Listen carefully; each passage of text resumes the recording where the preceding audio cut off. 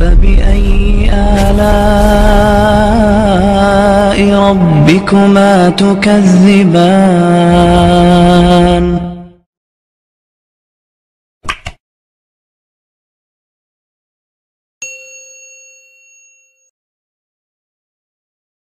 ایمان کی وہ سطح نہیں ہے جو کھڑا کر دے حکم پر۔ نماز کا کس کو نہیں پتا کہ فرض ہے، کیوں نہیں پڑھتے؟ ایمان کا سرمایہ تھوڑا ہو گیا ہے۔ پردے کا کس کو نہیں پتا کہ مسلمان عورت کے لیے پردہ فرض ہے، عین ہے، کیوں نہیں پردہ ہو رہا؟ سرمایہ کوئی نہیں، پیسے کوئی نہیں، اور پیسے سے چیز خریدی جاتی ہے، ایمان سے چیز خریدی جاتی ہے، اطاعت ایمان سے آتی ہے۔ کیوں پردہ اٹھ گیا؟ ایمان کی حرارت۔ ایک عورت جب 5 ہجری میں پردے کا حکم آیا تو رات کو حکم آیا، کسی کو پتہ چلا کسی کو نہیں چلا۔ فجر کی نماز میں عورتیں بھی آتی تھی مسجد میں، ایک الگ جگہ بنی تھی۔ جب ایک خاتون آئی، دیکھا تو ساری عورتیں پردے میں چادروں میں چھپی، تو تمہیں کیا ہوا؟ کہنے لگی تجھے خبر نہیں رات کو پردے کا حکم آ گیا؟ اچھا مجھے تو کوئی پتہ نہیں تھا، رات کو اللہ نے کہہ دیا ہے۔ تو انہوں نے اسی وقت نماز کے بعد ایک بچے کو بھیجا، کہا جاؤ بیٹا میرے گھر سے چادر لے کے آؤ۔ وہ بچہ گیا، گھر سے چادر لے کر آیا، پھر چھپا کے چہرے کے چھپا کے جب گھر پہنچی تو ان کے خامد نے فرمایا جب تمہیں پتہ ہی وہاں جا کے چلا تھا تو اس تکلف کی کیا ضرورت تھی، یہیں آ کے شروع کر دیتی۔ تو فرمانے لگی اللہ کے حکم کا پتہ چلنے کے بعد میری جرأت نہ ہوئی کہ ایک قدم بھی اس کی مرضی کے خلاف اٹھا۔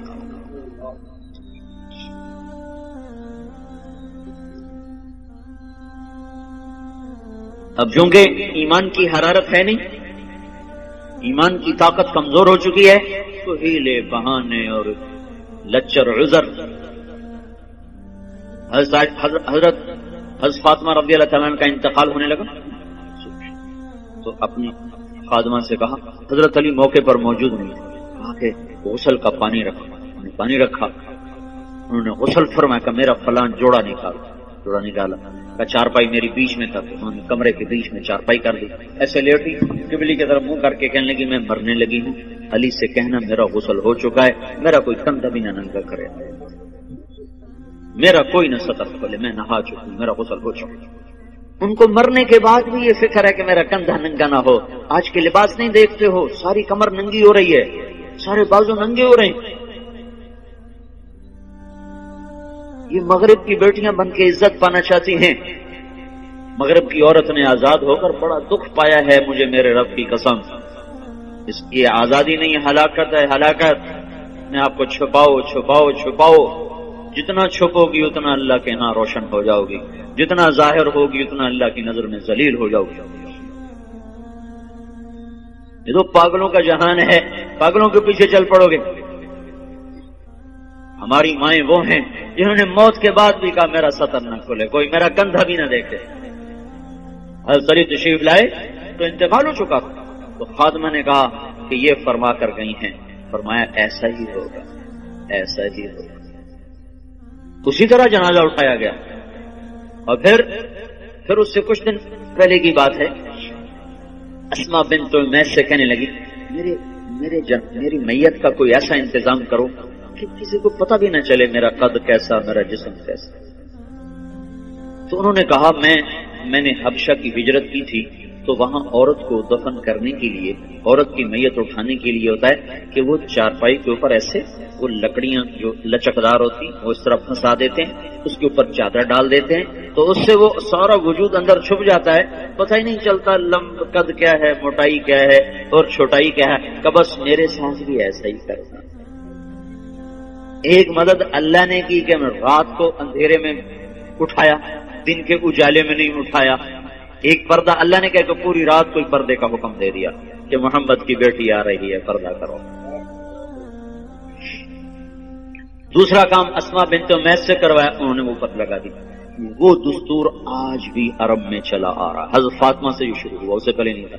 یہ جو جنازہ اٹھتا ہے، آپ لوگ دیکھو حرم میں جو جنازہ ابھرا ہوتا ہے وہ خاتون کا ہوتا ہے، اس کے اوپر انہوں نے کور لگایا ہوتا ہے۔ دیکھنا جو لوگ جاتے ہیں حج پہ، وہ میں تو کئی سال سے جا رہا ہوں، کر یہ پڑھا بھی تھا، وہ دیکھا بھی ہے کہ جب خاتون کا جو جنازہ ہوتا ہے ویسے ابھرا ہوتا ہے، اور جو مردوں کا جنازہ تو ایسے سیدھا ہوتا ہے، وہ ایسے اونچا کیا ہوتا ہے تاکہ یہ عورت کس قد و قامت میں ہے وہ بھی پتہ نہ چلے۔ اسلام ایسے حیاؤں والا طریقہ زندگی بتاتا ہے کہ ہماری عورت کا مرنے کے بعد بھی پردہ ہے، یہ زندہ ہو کے باہر نکل رہی ہیں، کون ان کو سمجھائے؟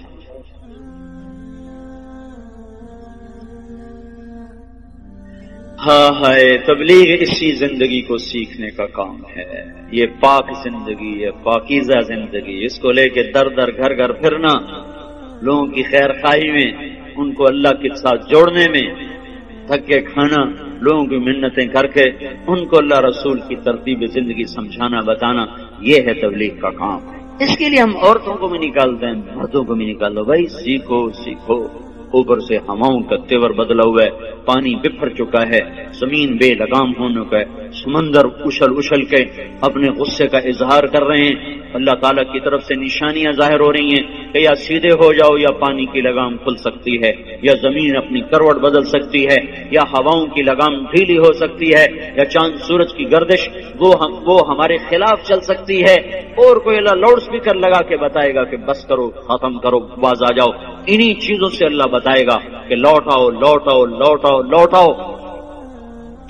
اس لیے بھائیو بہنوں، توبہ کرو اللہ کے دربار میں، مانگو اللہ سے معافیاں، اور اپنی زندگی کو اللہ اس کے رسول کی پاکیزہ ترتیب میں لاؤ اور ڈھالو، اس کو نکل کے سیکھو، گھروں میں اس کی فضا بناؤ، بچوں کو لے کے بیٹھو، ان کو آخرت بتاؤ، جنت بتاؤ، جہنم بتاؤ۔ آج کا ماں باپ بڑا ظالم ہے کہ 2-3 سال کے بچے کو اسکول کے حوالے کر دیتے ہیں، اور مائیں فارغ، باپ فارغ، باپ کاروبار میں، مائیں اپنے بناؤ سنگار میں۔ آج کی ماں نے جو کرنا تھا وہ تو کر نہیں رہی، اللہ نے اس کے ذمہ خامد کی روٹی نہیں لگائی، خامد کے ماں باپ کی خدمت نہیں لگا، وہ کرے تو اس کی نیکی ہے، وہ کرنا چاہیے، لیکن اگر وہ نہ کرے تو اس عورت کو نافرمان عورت نہیں کہا جا سکتا۔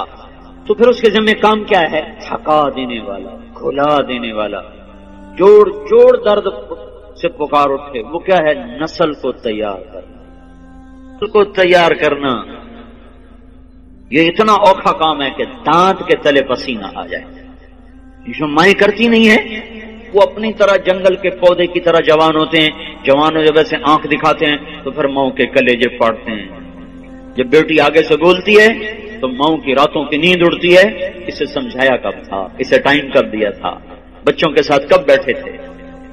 مدرسہ تربیت کی جگہ نہیں ہے، نہ خانقاہ تربیت کی جگہ ہے، نہ تبلیغ تربیت کی جگہ ہے۔ سب سے بڑی اور سب سے طاقتور تربیت کی جگہ ماں کی گود ہے اور باپ کا سایہ ہے۔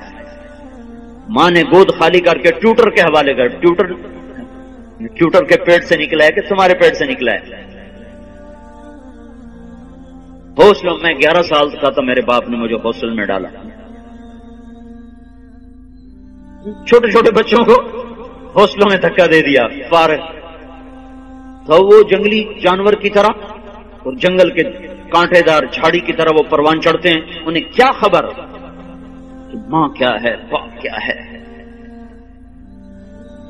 تو اللہ کا احسان ہوا، تبلیغ کا کام چلا اور اللہ تعالیٰ نے ہمیں راہیں سجھا دی، دکھا دی۔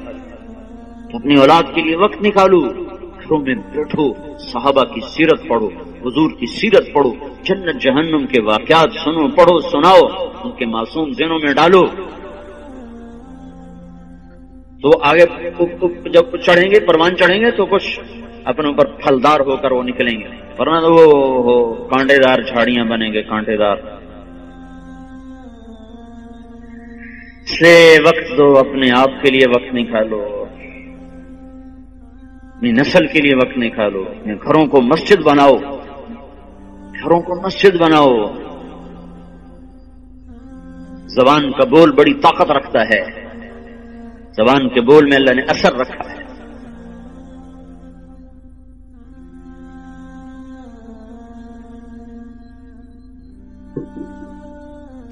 عیسائیوں نے حملہ کیا، مسلمان بادشاہ نے لشکر بھیجا، خبر آئی شکست ہو، تو ملکہ نے کہا یہ خبر غلط ہے۔ بادشاہ نے غصے میں کہا کیسے غلط؟ خبر باہر سے آئی، تو اندر بیٹھ کے تو غلط کہہ، تو چپ ہو گئی۔ کچھ دنوں کے بعد خبر آئی کہ واقعی خبر غلط تھی، پتہ ہوئی، تو بادشاہ نے اپنی بیوی سے پوچھا تو نے یہ اتنے دعوے سے بات کیوں کہی تھی؟ اس نے کہا بات یہ ہے، جب یہ میرا محسوس ہوا کہ میرے پیٹ میں کوئی امانت ہے، تو میرے منہ پہ ایک لقمہ بھی حرام کا نہیں آیا، میں نے کوئی مشتبہ کھانا نہیں کھایا۔ پھر جب یہ پیدا ہوا، یہ کون سنا رہی؟ کوئی کسی مولوی کی بیوی نہیں، بادشاہ کی بیوی کا سنا رہا۔ جب یہ پیدا ہوا تو میں نے جتنی دفعہ اسے دودھ پلایا، پہلے 2 نفل پڑے پھر دودھ پلایا، وضو کیا 2 نفل پڑے دودھ پلایا۔ 2 سال میں نے یہ چکی چلائی ہے، 2 سال میں نے یہ مشقت برداشت کی ہے کہ ہر دفعہ اس کے لیے میں وضو کرتی، نفل پڑھتی، پھر دودھ پلاتی۔ تو جو اتنا پاک دودھ پی کے پروان چڑھے وہ کافر کے آگے کیسے بھاگ سکتا؟ یہ خبر اگر آتی کہ شکست ہوگی اور میرا بیٹا شہید ہو گیا تو پھر اس کو میں مان جاتی، لیکن میں یہ نہیں مان سکتی کہ جس کو میں نے ایسا پاک دودھ پلایا ہو وہ موت کے ڈر سے بھاگ جائے۔ یہ نہیں سکتی۔ یہ کام آج کی ماں نہیں کر رہی ہے۔ اس کا سلیقہ سیکھنے کے لیے تبلیغ میں وقت دو کہ بچوں کو کی تربیت کرنی کیسے ہے اور گھر کی زندگی کو جنت کیسے بنانا ہے۔